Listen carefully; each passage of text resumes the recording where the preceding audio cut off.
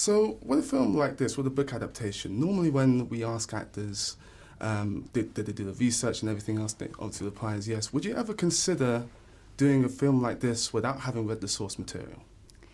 I would consider it, actually, yeah. Sometimes it's not helpful. It obviously, I think, was very helpful with this, and also I feel kind of confident enough that I can pick and choose. But Sophie, bless her, she started reading it, but she was 12 and she got a certain way through it, and then we started filming and she had so much homework to do and so many other things that she didn't finish reading it until after we'd finished filming. And on a film like this, which is more important, the book or the screenplay?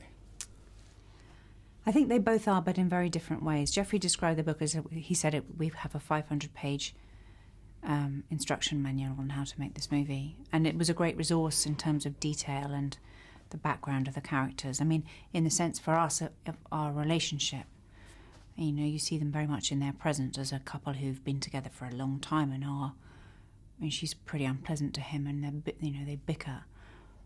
But you can, you know, very clearly in the book you can sense that they were in love and married for love, and he says of her, she was young and beautiful and softly spoken once. Oh. And what did you try to bring to the screen that maybe wasn't on the page?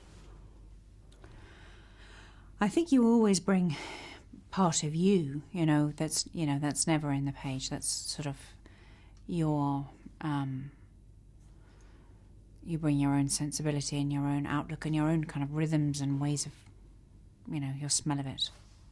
And I'm just looking at the book adaptations which have been made to films recently. We've got Les Mis, we've had Life of Pi, we've got The Book Thief, and had Gatsby as well. And there seems to be a number of book adaptations, a number of seminal books making their way to the screen. Is there any book that you read when you were younger that you'd like to see made into a film someday? Oh, that's a really difficult question. I mean, one of my favourite books growing up was The Hobbit, and I haven't been able to bring myself to watch it because it's just, you know, want it to get. I'm sure it's lovely. I'm sure it's a great movie, but I just don't want it to be ruined for me. Oh, you should watch it. It's awesome. Is it? Okay. And the film, or the book rather, was written by Marcus, who I know was quite involved in the making of the film. Was there any particular scene where you're asking?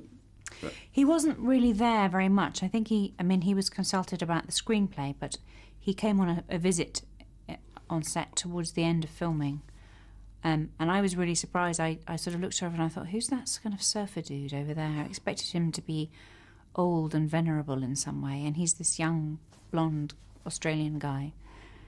But it was very precious having him there, and he wrote physically, you know, with a pen, wrote us each a little note with some of those little drawings that are in the book, in the notes. And it was very touching, very personal.